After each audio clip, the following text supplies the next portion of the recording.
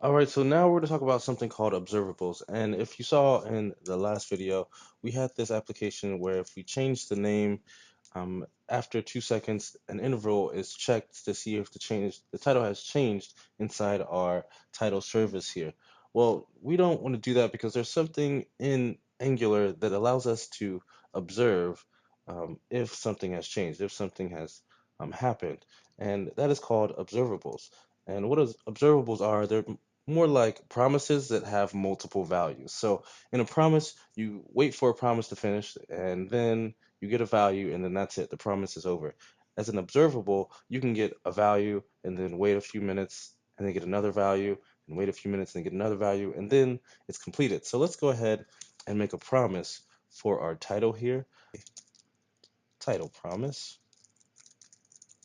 new promise, and it takes a resolve and a reject. We're just going to get the resolve. And now, after 2 seconds, we are going to go ahead and resolve this to be a title, a new title. So let's say resolve title. And that's after 2 seconds. And that's going to be new title. And right here, we're going to say title.promise.then. And then what happens is that value is sent, that new title is sent after the promise is over. And it's going to be a type string. And we're going to say this dot title equals that new value, that new title. So if we go back to our application, you'll see that it goes straight to new title because now it's checking after 2 seconds. Let's go ahead and make it after 3 seconds. 3 seconds. Refresh that and we see service and then we see new title, just like that. So that's basically what a promise is, but what an observable is that it allows us to get multiple values over and over again. It's like having resolve, being able to call resolve more than once.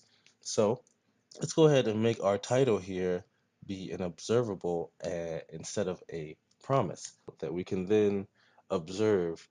Okay, so just to show you what an observable can do and how it actually works, we're going to go ahead and make a new observable like this. First, we need to go ahead and import an observable, and that's going to be observable, and that's going to be imported from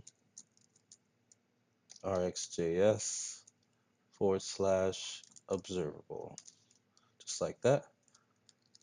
And right here, we're going to create a new observable, const observable.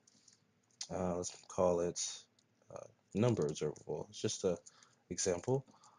And we'll say observable dot interval and then 1 second. Right, so this is going to emit a new value every second. And let's go ahead and import that so that interval works. So we're going to say import rxjs / rx. And now let's go ahead and subscribe. So what subscribe is more like the then of the promise. So instead of saying then, we're going to say subscribe.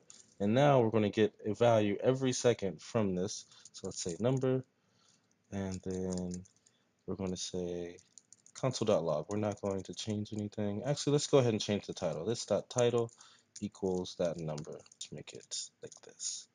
Boom. There we go. So now if we go back to our application, you see that we have the number changing every second. So 4, 5, 6, just like that. And that's because this observable here is just giving a value every second. And that value is just a new number. So now we're going to make our own observable in the next video for our title so that we can change our title whenever we want and then subscribe to those changes.